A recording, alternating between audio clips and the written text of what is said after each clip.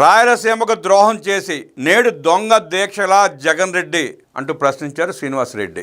రాయలసీమకు గత 5 ఏళ్లు ద్రోహం చేసి నేడు రాయలసీమ వైసీపీ నాయకులు నీళ్ల డ్రామాలు ఆడుతున్నారని టీడీపీ పొలిట్ బ్యూరో సభ్యులు రెడ్డప్ప గారి శ్రీనివాసరెడ్డి ధ్వజమెత్తారు. జగన్ రెడ్డి హయాంలో రాయలసీమ లిఫ్ట్ పథకాన్ని ఎన్జీటీ నిలుపుదల చేస్తే 4 ఏళ్లు కౌంటర్ దాఖలు చేయలేదు. నేడు చంద్రబాబు ప్రభుత్వంపై తప్పుడు ప్రచారం చేస్తున్నారు. వైసీపీ నాయకులు పోతిరెడ్డిపాడుకు పోయి ఏం చెబుతారు? రాయలసీమ లిఫ్ట్ ఆపింది జగన్ పాలనలోనే అని చెబుతారా?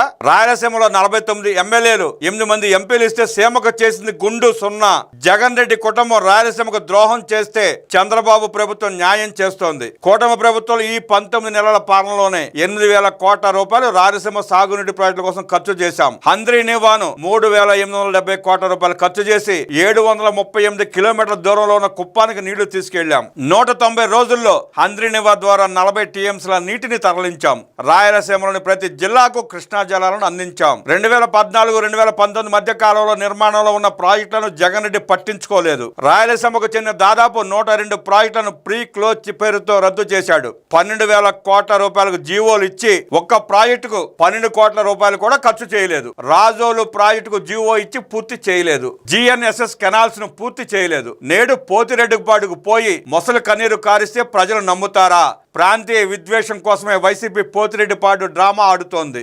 జగన్ రెడ్డి తన గురువైన కేసీఆర్ ని ఎందుకు రాయలసీమ లిఫ్ట్ కోసం ఒప్పించలేదు? 100 సార్లు ప్రధానమంత్రిని కలిసి ఎందుకు ఎన్జీటీ స్టేని ఎత్తించలేకపోయావు జగన్ రెడ్డి? పోతిరెడ్డిపాడు నుంచి 366 టీఎంసీల నీటిని రాయలసీమలోని సాగునీటి ప్రాజెక్టులు, చెరువులు, రిజర్వాయర్లకు తరలించి నిల్వ చేశాం.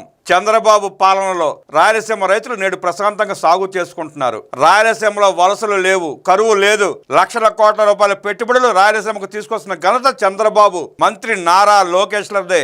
నీ దుర్మార్గపు పాలనలో డ్రిప్ ఇరిగేషన్ కూడా రద్దు చేస్తే చంద్రబాబు నాయుడు పాలనలో డ్రిప్ ఇరిగేషన్ లోనే దేశంలోనే అనంతపురం జిల్లాను అగ్రభాగాలను నిలిపాం. ఉద్యాన పంట హబ్బుగా మార్చేందుకు 40,000 కోట్ల రూపాయలతో పూర్వోదయ ప్రాజెక్టు ద్వారా అభివృద్ధి చేస్తున్నామని తెలిపారు. 2017లోనే చంద్రబాబు ప్రభుత్వం కృష్ణా జలాలు శ్రీశైలం ప్రాజెక్టులో 798 అడుగుల వద్ద కూడా నీటిని తీసుకునే వెసులుబాటును తీసుకొచ్చింది. కేవలం చంద్రబాబుకు మంచి పేరు వస్తుందని రాయలసీమ లిఫ్ట్ పేరుతో డ్రామా ఆడావు. ముచ్చుమరి పంపులకు విద్యుత్ బిల్లులను కూడా జగన్ రెడ్డి చెల్లించలేదు.